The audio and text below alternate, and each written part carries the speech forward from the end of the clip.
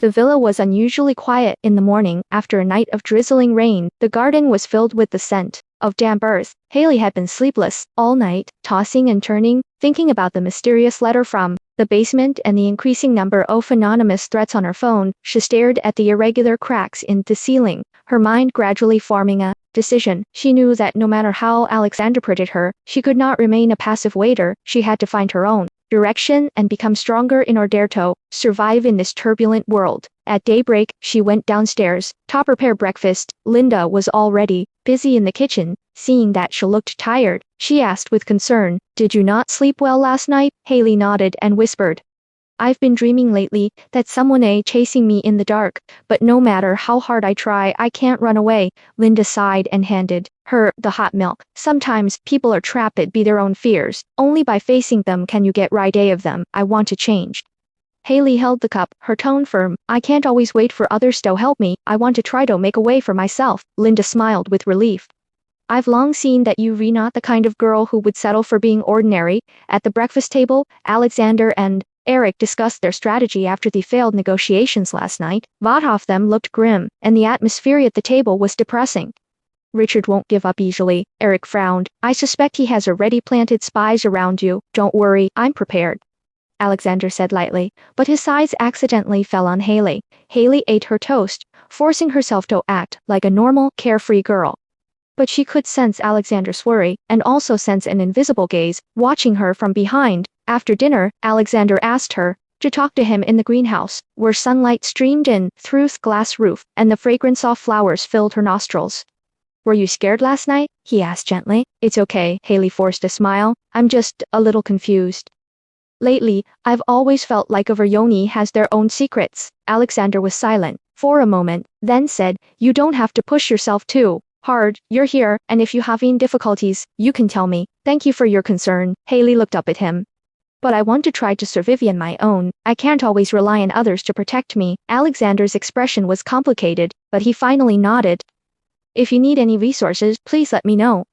That afternoon, Haley finally made up her mind and used her break time to put together her resume. She opened her notebook and wrote down her past work experiences at nightclubs and villas, highlighting her organizational skills, communication abilities, and learning ability. She even asked Linda to come over and help with the English and wording. Linda smiled and commented, "Your resume is more professional than the one I applied for. When I applied for a restaurant manager position, I need to apply for some basic positions first." Haley said seriously, "I can't always do waiter work. I want room to grow." "That makes sense," Linda encouraged her. "Even if you meet a good boss, you still have to fight for it and not be too humble." Haley nodded and sent her resume to several startups, cafes, hotels, and retail stores. She was both excited and nervous, not knowing what the future would bring. In the evening, Alexander arranged for additional security personnel to be deployed at home. Eric followed him like a shadow, vigilantly patrolling the area around the villa. Haley was weeding in the garden when she spotted a strange figure hurrying past the fence. She froze, then remembered threatening text messages she had received on her phone a few days ago, and a chill ran down her spine. She turned to tell Eric. "Butch bumped into him around the corner?" Eric asked coldly. "Did you see anyone suspicious?" "There's a man outside the wall, seemingly monitoring this place. I'll take care of it." Eric's eyes were stern. "If there are any abnormalities in the future, report them immediately." "You think Richard sent them?" "Probably. He never wants to lose," Eric said with a hint of coldness in his voice. Haley nodded, but the fear in her heart did not subside. She subconsciously took her phone and decided to protect herself first, no matter what happened. That evening, Tina called. Her Tony on the other end of the line was relaxed, but she was actually worried.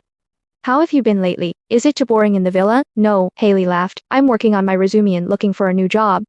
"Really? You finally figured it out?" Tina said excitedly. "People like you should start your own business. Stop working for someone else.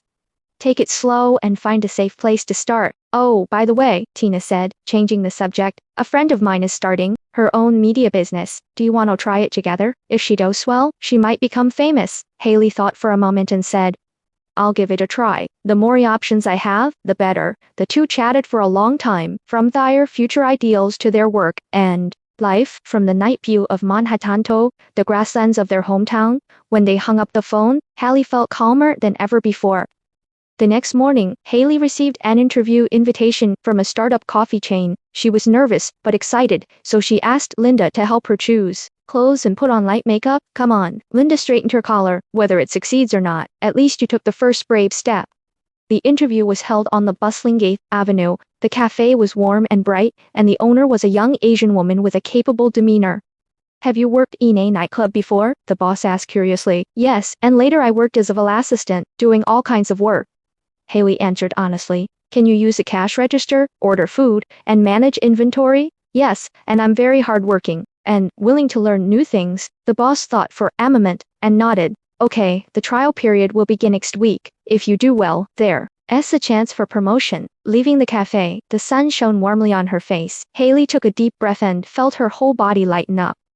She looked up at the blue sky and, for the first time, felt that the future truly belonged to her. When she returned to the villa, Alexander was in the living room, working on some business. Seeing her enter, he put away his phone and asked, how was the interview? Passed. My probation period starts next week. Alexander smiled a rare smile. You deserve better. Congratulations. Thank you for your support.